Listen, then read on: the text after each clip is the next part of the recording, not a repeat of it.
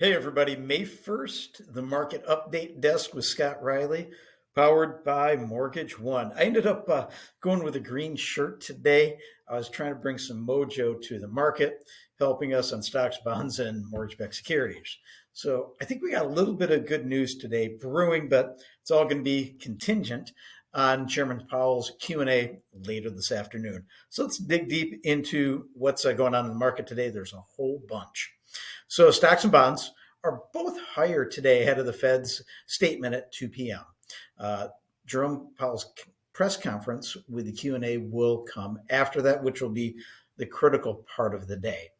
Now, likely, the Fed is going to give a hawkish tone on inflation, indicating progress has stalled and the job growth has remained robust. The market is only expecting one cut now this year. Now, remember, back at the end of last year, we were thinking potentially 5, maybe 6 cuts.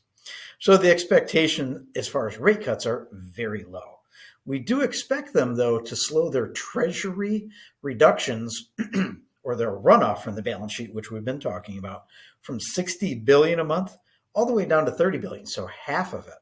Now, this means that they will start buying up to $30 billion per month in treasuries, which is going to help absorb some of that supply that's out there. Now, that's going to be a very positive thing potentially for the bond market. Now, in addition, they also said they're going to be starting to buy back treasuries every week for liquidity reasons, starting potentially May 29th. Now, it's going to be interesting if these two factors kind of start simultaneously. Now, they said that starting with that 8 to 9 billion, it meant, like I said, it could be in coordination with the Fed slowing their balance sheet. That's going to be really what we're looking for in the Q&A sessions. The Treasury announced they plan to auction, it's a big number here, $352 billion per month. And if that help is around 38 to 39 billion of what we're reducing from the stopping the runoff, it could absorb 11 to 12% of that supply that's coming on every month. So while we're going to be putting out a lot of inventory out there for purchase, the absorption from the Treasury and the Fed definitely could mute some of that negativity that comes with that supply. Now, ADP came out today for their employment report, showed that 192,000 jobs were created during the month, which was stronger than the market expected at 183. But of course, it doesn't end there. There was a upward revision to the previous month, which was 184,000, got revised all the way to 208,000 jobs.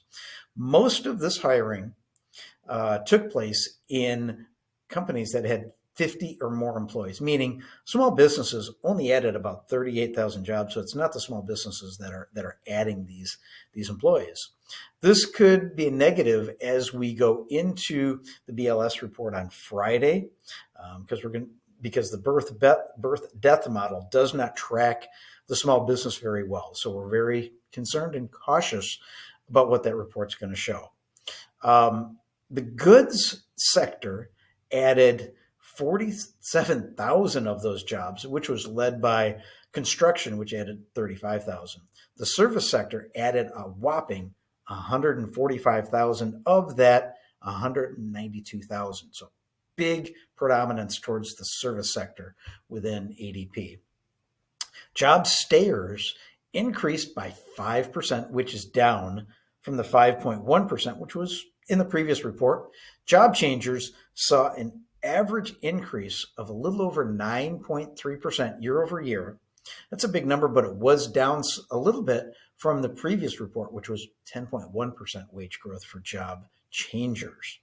The Atlanta Fed wage tracker fell from 4.9% to 4.7%, so a little less wage pressure, according to the Atlanta Fed. Job changers falling from 5.3% to 5.2%. So not as much job growth that the Atlanta Fed is showing as what ADP for job changers. Now, the other jobs numbers that came out today was the JOLTS report. Now, that data showed that job openings totaled 8.488 million, which was down from the 8.813 million previous month. Now, this was a good amount off from the expected estimates of over 8.7 million job openings. In fact, it's the lowest level of job openings since February of 21. Leisure and hospitality was only up 10,000 following the previous month's 20,000 job openings. So we're starting to see that leisure and hospitality start to slow down, which has been the real driver to a lot of these jobs out there. The quit rate within the JOLTS report fell from 2.2% to 2.1%. So people are feeling more concerned about leaving their jobs. In fact, it's the lowest level when you remove COVID since 2018. Shows that weakness in the labor market as a quit rate means that fewer people are comfortable or confident that they're going to find something of a equal or better position that's out in the marketplace. Our other data today came from the ISM manufacturing index for April. Now that fell from 50.3 to 49.2, which, falling of 1 point is pretty substantial. Employment remained in contraction within that report for the 7th month in a row. But just like a couple of reports earlier in the week, the prices paid component of the manufacturing index increased from 55 all the way to 60.9. It's the highest level since mid-22. The prices paid inflation and the wage inflation is what's really causing the challenge with getting the total inflation numbers down. So it's something we're following very, very closely. Mortgage applications fell slightly, 1% from last week for purchases. So it's still a very strong market out there. What does all this mean? When we look at the ADP report, the JOLTS report, the data that's out there, we've talked about this, the BLS report doesn't seem to be anywhere in the neighborhood of reality when it comes to the actual survey data that's out there versus the imputed data that's in the BLS report. Now, why this is, there's a lot of different reasons. There's a lot of economists really paying attention to this and starting to talk of the discrepancy and the bad data that's in there. And the problem is we just don't get the market benefit back when we get revisions to these BLS reports as what happens when the negative numbers that we hit in the bond market come out when we get more than expected jobs within the BLS report. And as we've been talking about, these jobs that are being created are not full-time jobs. They're part-time. So that the media just doesn't talk about it. The politics is, I hate to say it, being embedded within a lot of this data and a lot of the media that's out there.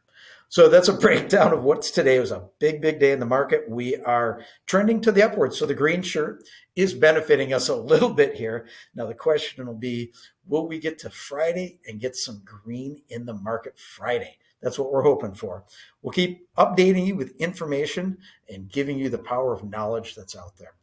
The Market Update Desk, your original singular market update news source for the West Michigan market. Thanks so much. Give us a call, 616-293-2189 with all your mortgage needs. Take care.